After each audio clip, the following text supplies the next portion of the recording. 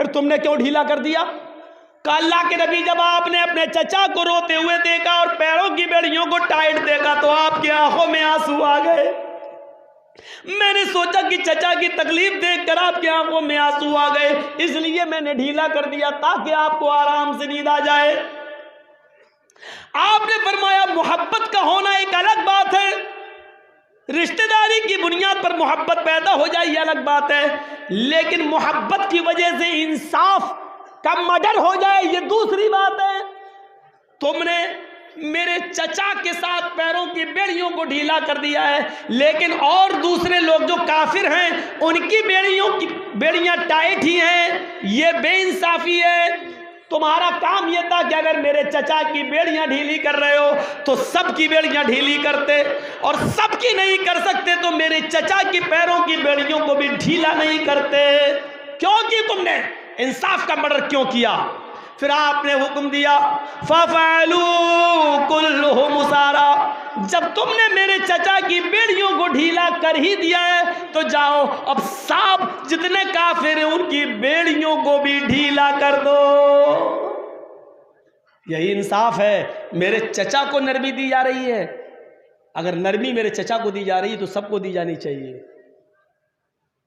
एक पार्टी ऐसी है इंडिया में, बहुत सी पार्टियां हैं, एक पार्टी ऐसी है कि उसकी गंगा में अगर डुबकी लगा लो तो सारे पाप मिट जाते हैं तुम्हारे, और दूसरी गंगा में अगर आपने डुबकी लगाई तो दूसरों के पाप चढ़ जाते हैं आपके ऊपर।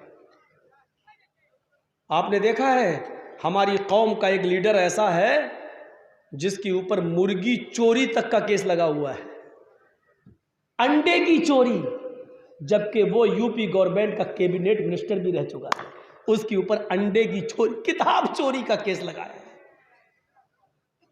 समझ रहे हैं आप? और एक कैंडिडेट इतना है जो इतना खतरनाक बोलता है, सब कुछ बोलता है और हमारी कौम का रहबर है, लेकिन उसके ऊपर एक भी एफआईआर दर्ज नहीं होती। हमारी अक्लों का तकाजा है, हम इसको जैसे समझना चाहें समझें। नाम नहीं ले रहा हूं किसी का, चाय की होटलों में बैठ के बात मत करना कि मौलाना किसकी तरफ इशारा कर रहे थे। तुम अपनी खोपड़ियां दौड़ाओ, तुम्हारा काम है खोपड़ियां दौड़ाना। मैं कहना ये चाह रहा हूं, एक आज तक जेल की सलाखों में है और दूसरा बेचारे को पकड़ने की हिम्मत ही नहीं पड़ती है।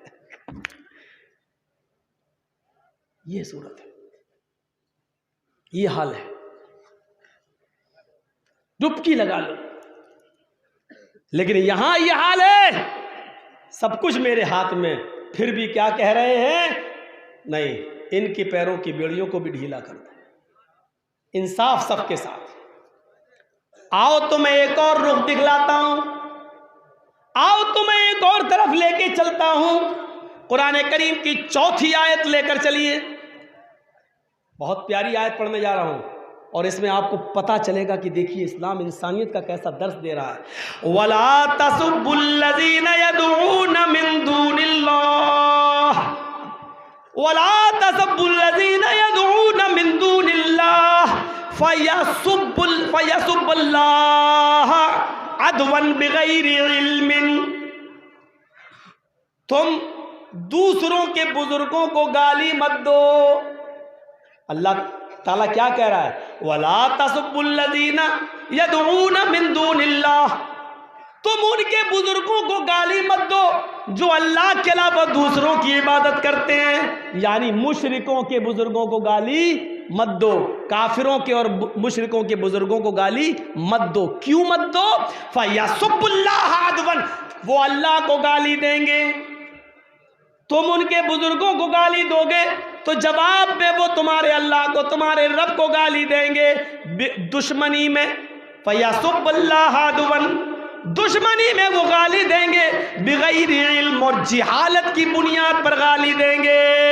अल्लाह ताला ने दूसरों के मजहब के बुजुर्गों को गाली देने से मना कर दिया है, काफिरों के बड़े बूढ़ों को भी, बुजुर्गों को भी। इसलिए मैं कहता हूं रामचंद्र जी, कृष्ण जी, दूसरों के क्यों कहता हूं? क्योंकि हमारा कुरान कहता है कि तुम दूसरों के बुजुर्गों को गाली मत दो, उनकी इज्जत करो, एहतराम करो। पूरी बनी आदम, पूरी इंसानियत काबिल एहतराम है, उनका एहतराम करो। कितनी अच्छी तालीम है। आज देख लो हमारे नबी के बारे में क्या क्या होता है। कोई डेनमार्क में कार्टून बना रहा है, कोई मोहम्मद रसूलुल्लाह को आतंकवादी साबित कर रहा है, कोई हमें तकलीफ पहुंचाने के लिए कुरान की आयतों को निकालने की बात कर रहा है और गवर्नमेंट उसकी पुष्टपनाही कर रही है, उसके ऊपर अपना हाथ रखे हुए है। देखो आज हमें कितनी गालियां दी जा रही हैं, हमारे नबी को क्या क्या कहा जा रहा है। लेकिन हमारा इस्लाम क्या कहता है, हमारा कुरान क्या कह रहा है? वला तसब्बुल्लज़ीना यदऊना मिन दूनिल्लाह, तुम उनको गाली मत दो जो अल्लाह के अलावा गैरों की इबादत करते हैं, उनके बुजुर्गों को तुम बुरा मत कहो। यही वजह है कि हजरत उमर फारूक रज़ियल्लाहु ताला अन्हु ने अपने ज़माने हयात में और अपने दरबार खिलाफत के अंदर कभी भी जुल्म और ज़्यादती को बर्दाश्त नहीं किया, किसी के खिलाफ एक्शन नहीं लिया। जब यरूशलेम की तरफ जाना शुरू कर दिया, यरूशलेम की तरफ जब जाना शुरू किया, हजरत उमर फारूक अपने साथियों को लेकर जब यरूशलेम जा रहे थे तो वहां के ईसाइयों के साथ, यरूशलेम के ईसाइयों के साथ हजरत उमर फारूक की एक मीटिंग होती है और उस मीटिंग में यह तय होता है, सुनिए दूसरों के मजहब की इज्जत देखिए क्या। हजरत उमर फारूक उनके साथ मीटिंग करते हैं ईसाइयों के साथ। उस मीटिंग में यह तय होता है कोई भी मुसलमान किसी ईसाई को बेजा कत्ल नहीं करेगा। लिख लो, कोई भी मुसलमान किसी भी ईसाई को नाजायज नहीं सताएगा। लिखो, कोई भी मुसलमान किसी ईसाई के जान और माल पर हमला नहीं करेगा, उसके माल और दौलत पर कब्जा नहीं करेगा। ये समझौता भी होता है। फिर एक और समझौता होता है कि कोई भी मुसलमान किसी भी ईसाई की इबादत गाह पर कब्जा नहीं करेगा और उनको उनकी इबादत से नहीं रोकेगा, उनको उनकी इबादत से नहीं रोकेगा। लिहाजा इन समझौतों पर दस्तखत हो जाते हैं कि लो हमारी तरफ से तुमको परवाने नजात मिल गया है। मुसलमान कोई भी न तुम्हारी गिरजा घरों को तोड़ेंगे, न तुम्हारी किताब इंजील को जलाएंगे, न तुम्हारी जान लेंगे, न तुम्हारे माल पर कब्जा करेंगे। इसी दौरान अजान की आवाज आने लगती है, एक सहाबी अजान देने लगते हैं। अमीरुल मोमिनीन ने पूछा आसपास कहीं कोई मस्जिद है? जवाब दिया गया नहीं, थोड़ी दूर चलेंगे कुछ किलोमीटर तो बैतुल मुक़द्दस आ जाएगा, बैतुल मक़दिस मिलेगा।